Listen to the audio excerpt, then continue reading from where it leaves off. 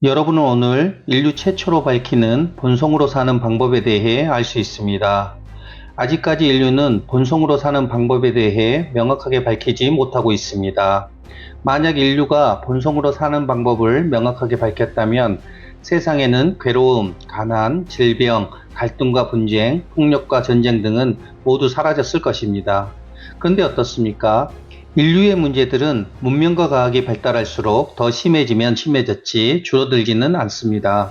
그래서 인류의 문제들이 여러분들 삶에서 일어나고 있다면 여러분은 본성으로 살지 않는다는 증거입니다. 여기서 제가 말하려는 것은 자아가 없다는 말이 아니라 자아는 진짜 나인 본성이 아니라는 것입니다. 그렇다면 여러분은 어떻게 본성으로 갈 수 있을까요? 여러분이 지금 구독, 좋아요, 알림 설정을 누르면 인류 최초로 밝히는 본성으로 사는 방법을 알 수 있습니다. 여러분이 삶의 주체를 본성으로 살아가려면 먼저 자아와 본성이 무엇인지를 명확하게 알아야 합니다. 하지만 아직까지 인류는 자아와 본성이 무엇인지조차 제대로 설명하지 못하고 있습니다. 그렇다면 자아는 무엇이고 본성은 무엇일까요? 여러분이 지금까지 나라고 믿고 있는 자아는 하나의 세계를 두 개의 세계로 분리하여 하나를 선택하는 이온성입니다. 다시 말해서 불교에서 말하는 오온, 즉 색수, 상행식, 신체, 느낌, 생각, 행위, 의식은 자아가 두 개의 세계를 분리하여 하나를 선택한 결과입니다. 이렇게 자아가 상호 우전성의 법칙에 따라 두 개의 세계로 분리하면 끌어당김성의 법칙에 따라 다시 하나의 세계가 되려고 서로를 끌어당깁니다. 이것이 자아의 작동 기제입니다. 그렇다면 본성은 무엇일까요? 본성은 마음과 태어남의 두 글자가 합성되어 이루어진 글자로 글자 뜻 그대로 태어나면서 갖춘 마음이라고 할 수 있습니다. 본성은 표현만 다를 뿐 종교적으로는 우주, 불성, 신성, 영성, 하나님, 하느님, 아트만, 공, 도 등으로 불리고 과학적으로는 진리이며 철학적으로는 실제나 절대라고 불리는 진짜 나를 말합니다. 본성은 분리된 두 개의 세계를 다시 하나의 세계로 합의하는 비이온성입니다. 다시 말해서 본성은 상호 침투성의 법칙에 따라 분리가 없는 하나의 세계는 반대쪽 세계가 없어서 반대쪽 세계를 끌어당기지 못합니다. 대신에 끌어당김성의 법칙에 따라 비슷한 것이 비슷한 것을 끌어당깁니다. 이것이 본성의 작동 기제입니다. 이것에 대해서는 이전에 올린 영상인 당신이 본성을 찾아야 하는 이유를 보시면 이해가 되실 것입니다. 그렇다면 여러분이 어떻게 삶의 주체를 자아에서 본성으로 옮길 수 있을까요? 여러분이 이 영상을 끝까지 보시면 인류 최초로 밝히는 삶의 주체를 자아에서 본성으로 옮기는 자기탐구를 실천할 수 있습니다. 그렇다면 자기탐구는 무엇일까요? 저는 어떻게 자기탐구를 깨달아서 실천했을까요? 저는 2013년에 두 번의 긴박한 응급수술을 받으면서 죽음에 대한 트라우마로 인해 극심한 공황장애를 겪었습니다. 공황장애로 인해 회사를 그만두고 정신과 치료를 받았으나 약물 치료의 한계를 깨닫고 마음 공부를 시작했습니다. 2017년에 공황장애를 극복하기 위해서 전국을 방랑자처럼 떠돌아다녔습니다. 그러다가 강원도 시골 정자에 비닐 텐트를 치고 비바람이 세차게 치는 새벽에 죽음의 공포와 두려움을 견디던 극한의 순간 절대계와 현상계를 넘나들며 우주의 원리와 법칙을 깨닫는 견성체험을 하게 됐습니다. 다시 말해서 절대계는 모든 가능성의 상태로 존재하다가 의식에서 상호 의존성, 상호 침투성, 끌어당김성의 법칙으로 현상계가 만들어지면서 모든 문제들도 함께 만들어낸다는 사실을 체험한 것입니다. 동시에 의식에서 세 가지 법칙을 일으키는 주체인 자아는 진짜 내가 아니고 모든 가능성의 상태인 본성이 진짜 나라는 사실도 깨닫게 되었습니다. 이것에 대해서는 이전에 올린 영상인 절대계와 현상계가 작동하는 원리를 보시면 이해가 되실 것입니다. 하지만 제가 견성체험을 했어도 삶의 주체는 여전히 자아에 있었습니다. 그래서 삶의 주체를 자아에서 본성으로 옮기려고 여러가지 명상이나 알아차림 등의 방법들을 실천했지만 본성으로 옮기지 못했습니다. 결국 저는 자아로는 자아의 동일시에서 벗어나 본성으로 옮기지 못한다는 사실을 깨달았습니다. 동시에 의식에서 세 가지 법칙을 다시 하나로 합일해야만 모든 가능성의 상태가 된다는 사실도 깨달았습니다. 그때만이 자아의 동일시에서 벗어나 본성으로 옮길 수 있습니다. 이것이 바로 자기탐구입니다. 자기 탐구를 이해하기 쉽도록 자세하게 설명해 보겠습니다.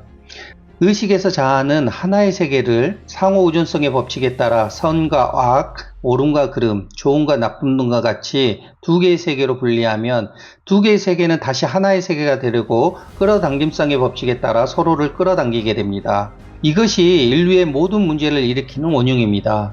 그런데 의식에서 자아가 분리한 두 개의 세계는 상호 침투성의 법칙에 따라 서로를 공유한 선으로 합일이 되어 있습니다.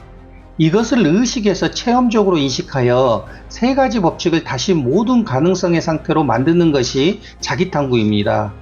예를 들어 여러분이 화를 냈습니다. 여러분은 화를 낸 이유가 상대방 때문이라고 생각합니다.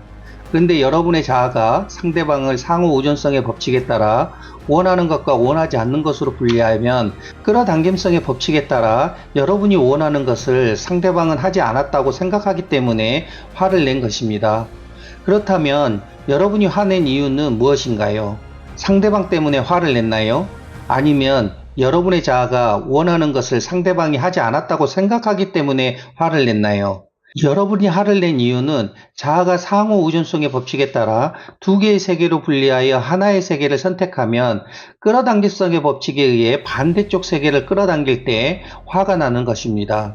결국 자기탐구는 여러분이 화낸 이유가 상대방이 아니라 자아가 원하는 대로 상대방이 하지 않았다고 스스로 화를 냈다는 사실을 온전히 이해하고 수용하여 화가 저절로 사라지게 하는 것입니다.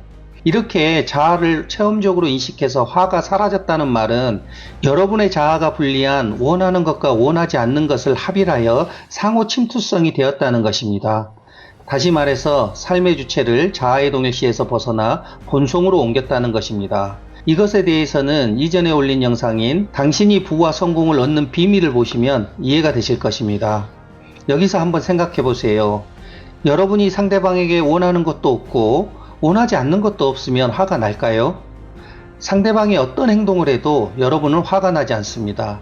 다시 말하면 여러분은 자기 탐구를 통해 세 가지 법칙을 다시 모든 가능성의 상태로 만들면 모든 문제가 사라진다는 것입니다.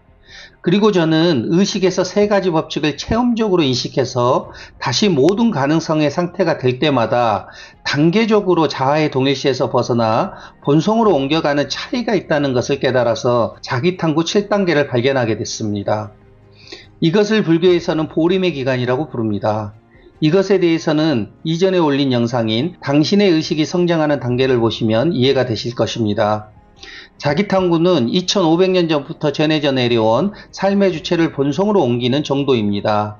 표현과 형태는 자기탐구와 다를 수는 있겠지만 의식에서 세 가지 법칙을 체험적으로 인식하여 다시 합일하는 방법 이외의 다른 방법들은 모두 사도사입입니다. 사도사입에 대해 자세히 설명해 보겠습니다. 사도사입이는 종교, 자기개발, 마음공부, 수행이나 수련 등과 상관없이 무엇이 있다와 없다로 분리하여 자아로 수행하는 모든 방법들을 말합니다.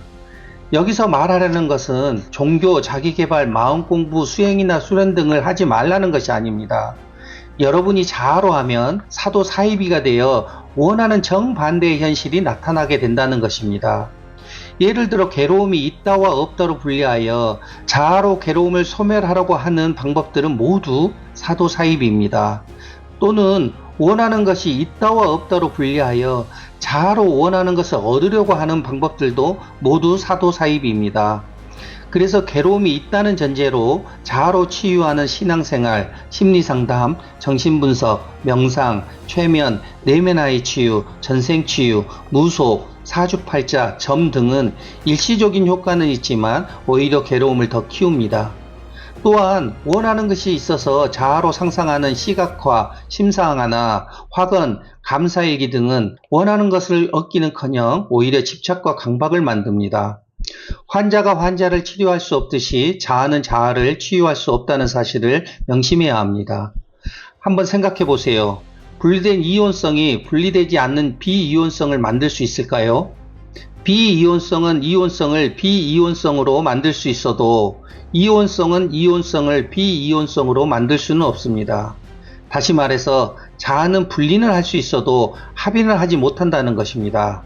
따라서 이원성인 자아로는 삶의 주체를 비이원성인 본성으로 옮길 수가 없습니다. 그렇다면 여러분은 지금 어떤 방법으로 수행하고 있나요?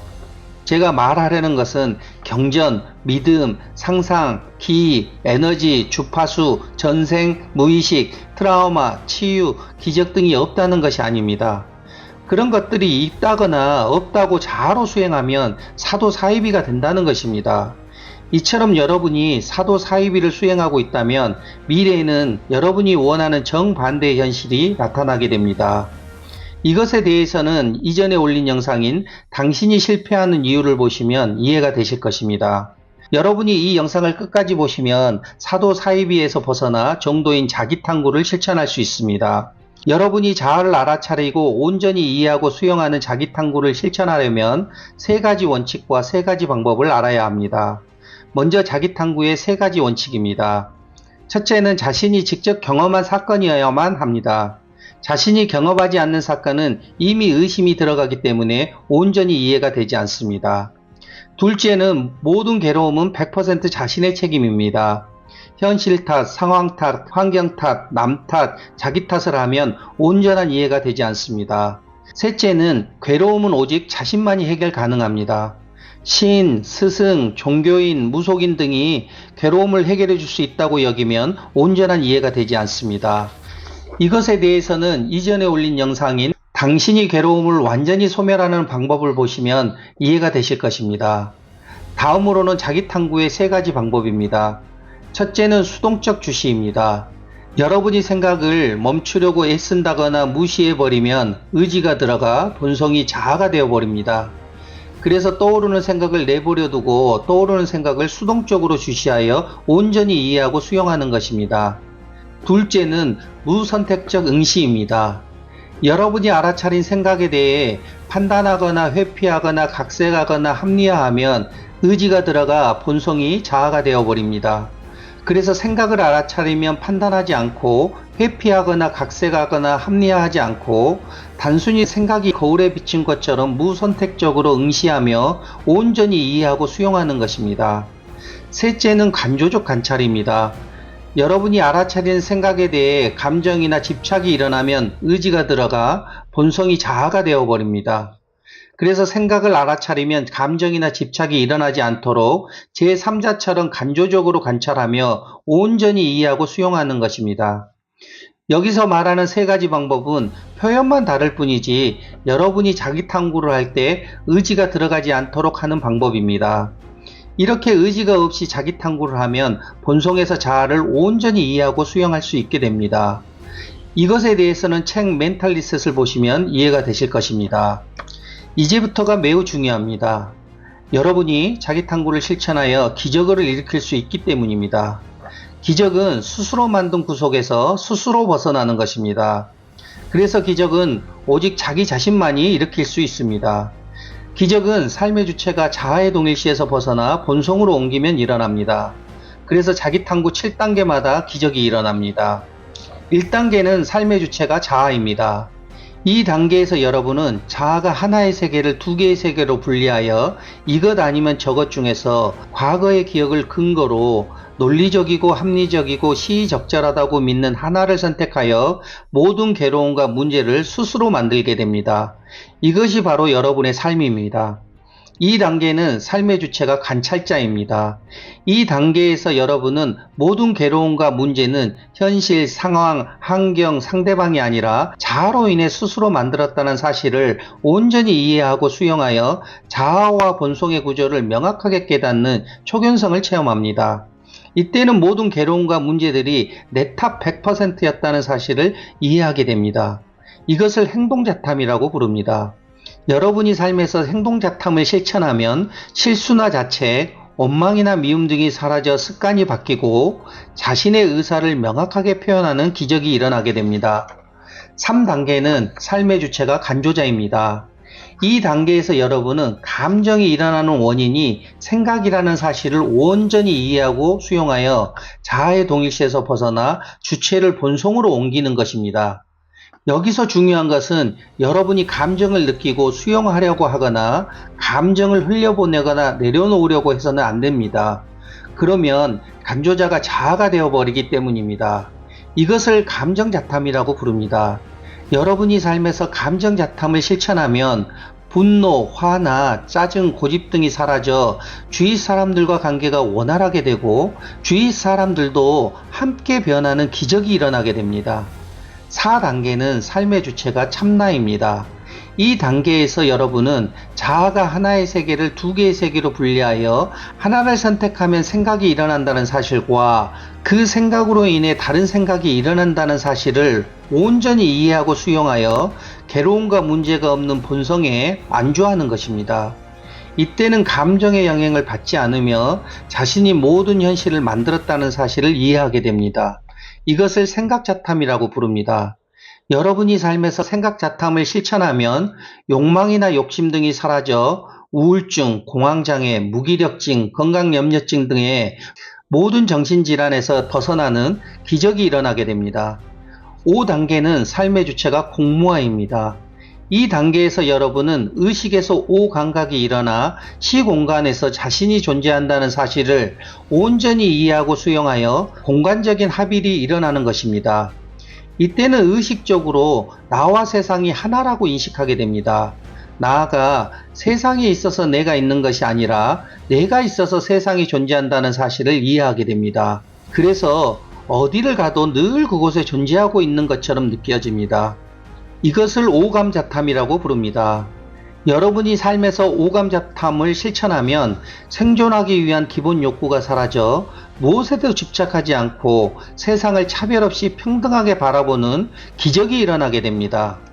6단계는 삶의 주체가 식무화입니다. 이 단계에서 여러분은 과거에 쌓은 무의식의 기억이 업장이 자아를 일으킨다는 사실을 온전히 이해하고 수용하여 시간적인 합일이 일어나는 것입니다. 이때는 의식적으로 과거, 현재, 미래가 하나라고 인식하게 됩니다. 나아가 자신이 언제나 존재하고 있었다는 사실을 이해하게 됩니다. 그래서 늘 지금 이 순간만 존재하고 있는 것처럼 느껴집니다. 이것을 무의식 자탐이라고 부릅니다. 여러분이 삶에서 무의식 자탐을 실천하면 죽음의 공포가 사라져 질병에서 벗어나고 현실이 원하는 대로 이루어지는 기적이 일어나게 됩니다. 7단계는 삶의 주체가 무아입니다.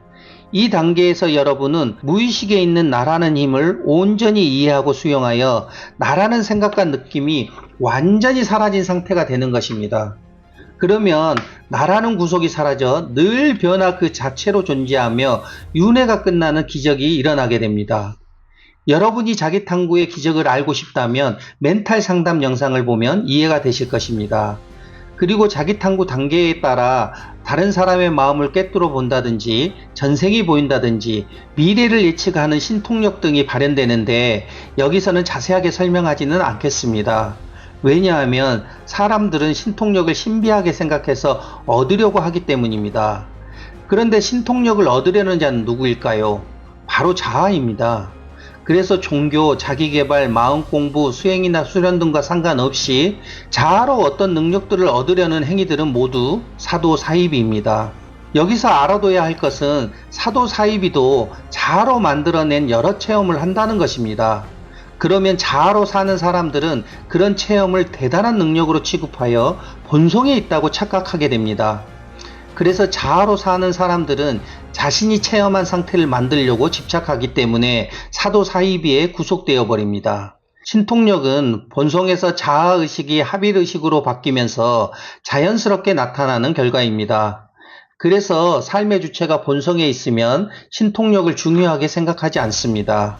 다시 말해서 신통력은 본성에 있는 결과로서 생기는 능력이지 신통력을 개발해서 얻어야 본성에 있는 것이 아닙니다.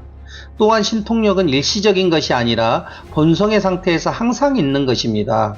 마지막으로 주의해야 할 점은 자기 탐구도 개념적으로 이해하게 되면 사도사이비가 되어버린다는 것입니다. 자기 탐구를 개념적으로 이해하는 사람들은 모든 괴로움을 자아가 만든다는 것을 개념적으로 이해했기 때문에 자신은 괴롭지 않다며 자기 체면에 빠집니다. 그러면 자신은 괴롭지 않다며 다른 사람들을 가르치려고 하거나 자아로 살고 있다며 공격합니다. 그런데 다른 사람을 가르치려고 하거나 공격하는 자는 누구일까요? 바로 자아입니다. 똥 묻은 개가 겨 묻은 개를 나무라듯이 정작 자신은 자아로 살면서 다른 사람이 자아로 살고 있다고 가르치려고 하거나 공격하는 것입니다. 그래서 자기 탐구를 개념적으로 이해하는 사람들은 항상 다른 사람들과 갈등을 일으키고 문제를 일으킵니다. 그래서 그들의 삶은 변화가 없고 문제들은 계속해서 일어나게 됩니다. 결국 여러분이 자기 탐구를 개념적으로 이해하게 되면 일시적으로 마음이 편해져서 자기 탐구를 멈추게 되어 삶의 주체를 자아로 살아가게 됩니다. 그러면 자신은 괴로움이 없다며 자기 최면에 빠져 자신만의 세계에 사는 나르시시스트가 되고, 자신이 모든 것을 안다며 사도 사이비 교주가 되어 자신을 추종하도록 다른 사람들을 가스라이팅하게 되고, 항상 다른 사람들과 갈등을 일으키고 문제를 일으키는 소시오패스가 되어버립니다. 따라서 자기 탐구는 삶의 주체가 완전히 본성이 되는 7단계까지 삶에서 계속해서 실천해야 합니다. 그래서 지금 여러분이 해야 할 일은 개념적인 이해가 아니라 체험적으로 인식하는 자기 탐구를 실천하는 것입니다. 그러면 여러분의 삶에서 기적이 일어나고 본성으로 사는 새로운 인류가 탄생할 것입니다. 이런 새로운 인류는 괴로움, 가난, 질병, 갈등과 분쟁, 폭력과 전쟁 등은 모두 없을 것입니다. 다음에 올릴 영상은 멘탈을 리셋하는 원칙에 관해서 이야기를 해보려고 합니다. 인류 최초로 밝히는 우주의 원리와 법칙을 알고 싶다면 지금 당장 구독, 좋아요, 알림 설정을 눌러주세요. 그러면 여러분은 인생을 바꾸고 운명을 바꿀 수 있습니다. 이상 복성이었습니다. 감사합니다.